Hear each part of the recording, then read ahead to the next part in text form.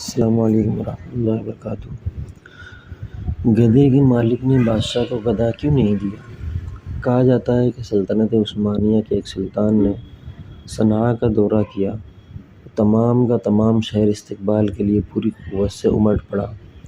شہر کے دروازے پر استقبال کرنے والوں میں سے ایک شخص پر سلطان کی بیوی کی نظر پڑی، جس کے پاس سفید رنگ کا ایک خوبصورت گدھا تھا، جس نے اسے بہت متاثر کیا، اور اس نے اسی وقت صنعاء کے گورنر سے کہا کہ وہ اس گدھے کو ہمارے سلطانی قافلے کا حصہ بنا دے تاکہ وہ اسے اپنے ساتھ استنبول لے جائے۔ گورنر گدھے کے مالک کے پاس گیا اور اس نے سلطان کی بیوی کی خواہش کا حوالہ دیتے ہوئے کہا، تمہارے لیے یہ سعادت کی بات ہے، لہذا یہ گدھا بطور ہدیہ انہیں دے دو۔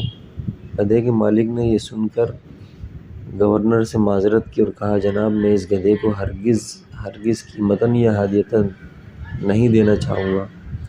گورنر نے پیشکش کی کہ اسے منہ مانگی قیمت کے عوض ہی فروخت کر دو، لیکن اس نے انکار پر اصرار کیا اور گورنر سے کہا، میرے پاس اعلیٰ نسل کے 6 گھوڑے ہیں، ان جیسے دوسرے گھوڑے پوری سلطنت عثمانیہ میں نہیں ہوں گے۔ سلطان کی بیوی کو 6 کے 6 گھوڑے بطور تحفہ مفت دینے کے لیے تیار ہوں، لیکن گدھا کسی قیمت پر نہیں دوں گا۔ گورنر کے لیے جواب انوکھا تھا۔ حیرانی کے ساتھ اس نے گدھے کے مالک سے اس رویے کی وجہ پوچھی تو اس نے جواب دیا، بادشاہوں کی باتیں اور ان کی چیزوں کا چرچا سلطنت کے اندر اور سلطنت سے باہر اور جگہ جگہ ہوتا ہے۔ بادشاہوں کے کام تاریخ کا حصہ بن جاتے ہیں، تو اگر سلطان کی بیوی اس گدھے کو اپنے ملک لے گئی اور وہاں جب اس تحفے کا چرچا زبان زد عام ہو جائے گا اور لوگ پوچھیں گے یہ گدھا کہاں کا ہے، بتایا جائے گا یہ گدھا صنعاء کا ہے، پھر وہ کہیں گے، کیا وہاں گدھوں سے بڑھ کر کوئی ایسی کام کی چیز نہیں تھی جو سلطان کی بیوی کو پسند آتی؟ کیا صنعاء میں سلطان کو گدھوں کے سوا کوئی ملا نہیں تھا؟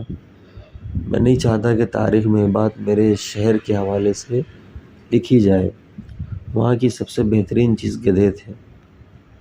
گورنر یہ جواب سن کر چلا گیا اور سلطانہ کو جب یہ بات بتائی تو اس نے ہنستے ہوئے اس شخص کی بہت تعریف کی اور اسے مالی انعام اور سلطنت عثمانیہ کا علامتی تمغہ دینے کا حکم دیا۔ آپ چھوٹے ہیں یا بڑے، با اختیار ہیں یا بے اختیار، آپ کے پاس یہ اختیار بالکل ذاتی ہوتا ہے کہ آپ اپنی شناخت، اپنا حوالہ اور خود سے وابستہ چیزوں کا تعارف کس حوالے سے کرواتے ہیں۔ آپ وطن سے محبت کریں یا نفرت، آپ کا پہلا اور آخری سب سے بڑا حوالہ وطن ہوتا ہے۔ آپ اپنی ذاتی حیثیت میں اس حوالے کی پہچان، شناخت، تعارف کیسے کرواتے ہیں، یہ سراسر آپ کے ثوابدید پر